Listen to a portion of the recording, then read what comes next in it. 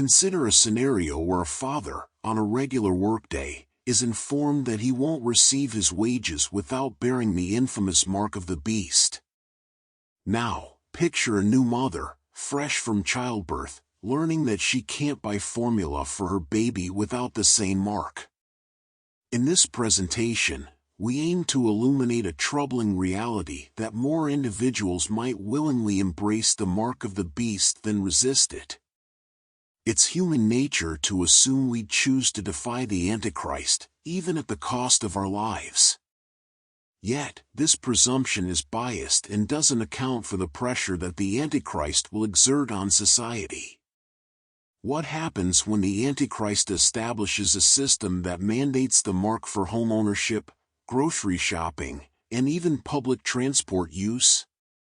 It's in this pivotal moment that people will feel the compelling force to align with the Antichrist. But before we delve deeper, we must acknowledge two fundamental Bible verses that underline this discourse.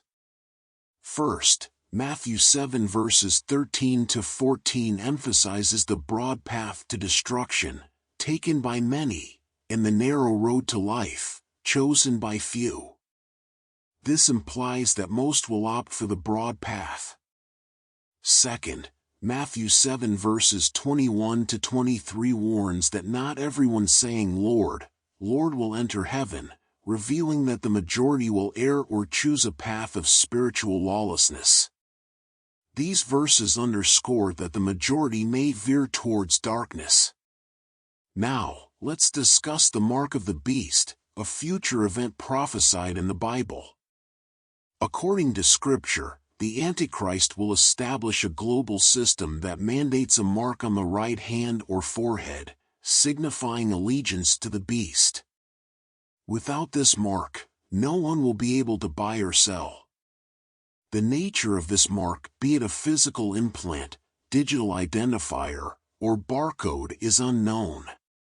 What is certain is that many will accept it, and the primary reason is that the Antichrist will make daily life nearly impossible without it.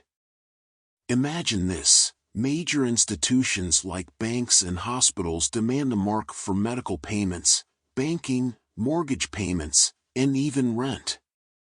The pressure to obtain this mark will be enormous. In terms of theories about the Antichrist's deception, one suggests that a catastrophic economic crash will pave the way for the Antichrist's rise, with his mark presented as a solution. Revelation 13 verses 16 to 17 hints at this, with the mark being a prerequisite for buying and selling. It's likely that the masses will be convinced that this new world financial system is vital for societal safety and efficiency.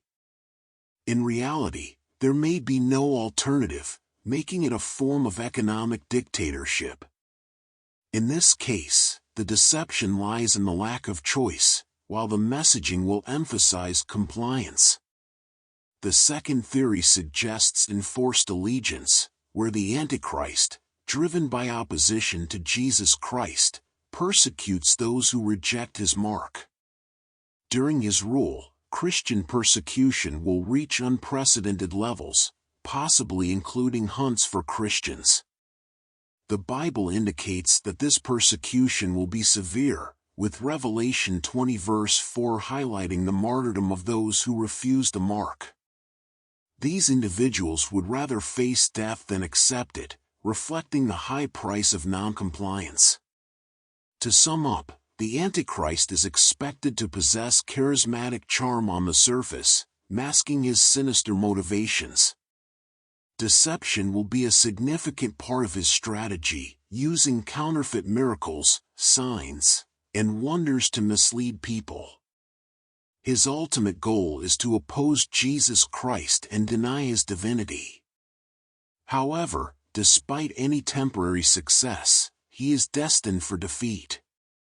Scripture indicates that the devil, his fallen angels, and the Antichrist will ultimately be overthrown, with the true victory lying with Jesus Christ.